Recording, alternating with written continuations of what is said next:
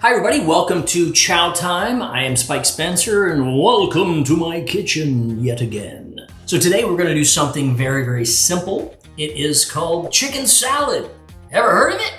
Okay, well I'm going to show you a couple of neat little tricks that I like to do. Most of the recipes that I do, it's just because I like to do them and I try to add a little something in there to make them a little more memorable, a little different. Chicken salad is the same as tuna salad and any other kind of salad you want to put together. There's a million different ways to make it, and everybody has their own signature. So here's some of my little tips and tricks for a chicken salad that might help you out. First of all, most everybody grabs a rotisserie chicken. You know what that is. It's very, very simple to let that rotisserie chicken go to waste. So a couple little tips. One, cut it up in chunks. Use it for a chicken salad. Yes. When you get the carcass, when you're done with all that stuff, put that in some water and boil that. Get a little bone broth going there, a little chicken stock, a little something. That way it won't go to waste. That'll help out a little bit. All right, so I've got a little extra chicken left over, so I chopped up some chicken breast, but it could be thigh, anything you want. If you like the dark meat, which I do as well, whatever's left, this is the thing. You got a family, you're working, you're doing a lot of stuff, and you don't have a lot of time to mess with anything extra leftovers. Well, here you go. Take your chicken, chop some of it up. Now, I don't really do like measurements per se. I just kind of throw things in and make them work. So we'll throw our chicken in. We got our chicken cut into some cubes. The main ingredients we're gonna have with this chicken salad are the chicken and the mayonnaise. Those are the two biggest ingredients because why? Because that holds the entire dish together. So from there, you just add stuff you want. Whatever it is that makes you happy, give it a go. I'll show you a couple tricks. One, I like onion. So I cut up a lot of onion and I throw some onion in there because I think onion's awesome. If you don't think so, I'm not gonna hold it against you. You don't have to have it. I do. Then I'm gonna add some carrots. I chopped up some fresh carrots and I like to have the carrots along with some celery. Chop up some celery, pop that in there because I like to have the crunch. You want to have that crunch in there, and you're going to mix all that up with, here comes the interesting stuff, all right? So those are your main building blocks of a chicken salad. Let's say onion, celery, carrots, that's sort of your mirepoix, and your mayo. Put all that together, then you start to diverge from there. You can do anything you want to do. You can throw in nuts, you can throw in fruit, you can chop up some apple, throw that in there, throw in some orange, whatever you want to do. I've got a couple of things I'm going to share with you that are interesting. One, I like a bit of sweetness in there, so I throw in raisins because my son is crazy about raisins. He absolutely loves raisins. So I'll throw some raisins in there. I'll throw some green onion in there because I like a little bit of pop. I love green onion, usually as a finisher. So I'm going to save some of that for later. I will always throw in a little bit of garlic powder or fresh garlic. Salt and pepper. So I want to make sure you have a little bit of that in there.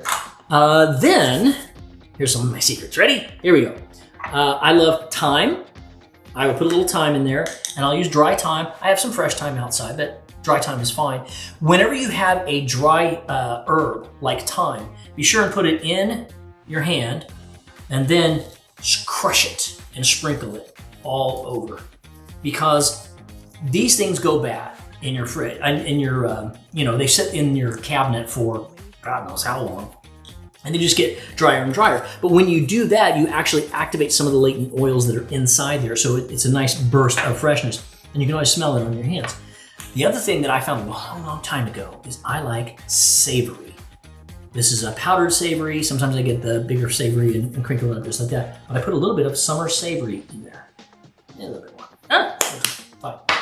All right, so I've got the savory in there, I've got my thyme in there. What else do we have? Remember, we've got the mirepoix, we've got some garlic, salt, pepper, and now this is where you can get fun and creative, which I'm gonna show you right now. This is kind of cool. I like to pickle. I'm all about it, and I'm gonna do some shows on pickling and all the cool stuff you can do. A while back, we had beets.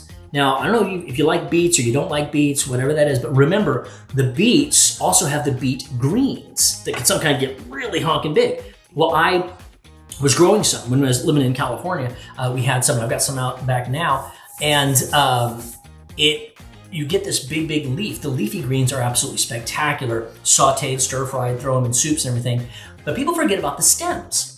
So you get these long stems. And you're like, what am I gonna do with that stem? Well, what I did is I sweet pickled the stems just like you would a pickled beet, a sweet pickled beet. So I pickled the stems and I've had them sitting in the fridge for a while, and they are, I had about that long. I cut them all down small and put them in, and they've been sitting for months. And they're just sweet and tangy and really nice, have a nice little crunch to them. So I'm gonna take them, I chop them all up, and I'm gonna throw them in.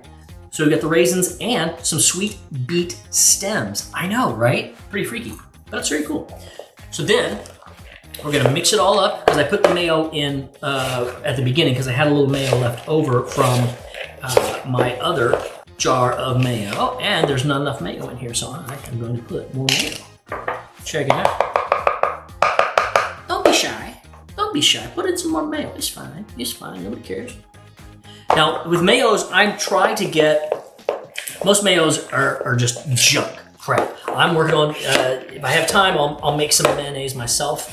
But otherwise, I try to get something with maybe some avocado oil or some olive oil or organic, something that's a little bit better, because there's so much junk that's in almost everything we buy these days. I try to be as healthy as I can. So almost everything we buy and we work with is organic and fresh as we can get it. I'll make it if I can, but you're busy. I get it. You're busy. This is why I'm trying to do these things easy for you.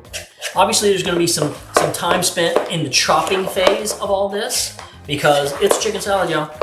It takes some time. I get that.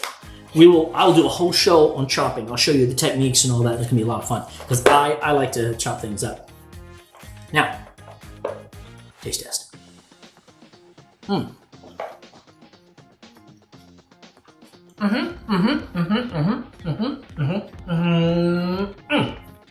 gonna go with it. I might add a little more salt, but I think in the end, this is looking pretty darn good. I would pop this out in a bowl, pop it onto a sandwich. There's so many different things we can do with this, but this is a cooking show of mine.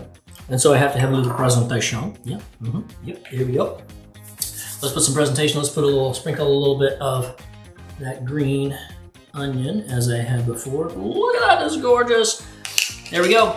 We have a chicken salad with rotisserie chicken that we got. We've got celery, onions, carrots. We got little garlic, salt, pepper, raisins, and those chopped up beet stems. How cool is that? You don't have to have the beet stems, don't worry, but whatever you want. But have fun with it. And that's pretty much it. That's all you gotta do. Okay, guys, that was it. That was chicken salad. Easy, quick, tasty. I hope you enjoyed it. A couple of my cool little tricks in there. I hope you enjoyed that too. And I'll see you next time right here on Chow Time. I'm Spike Spencer saying thank you so much. See you next time.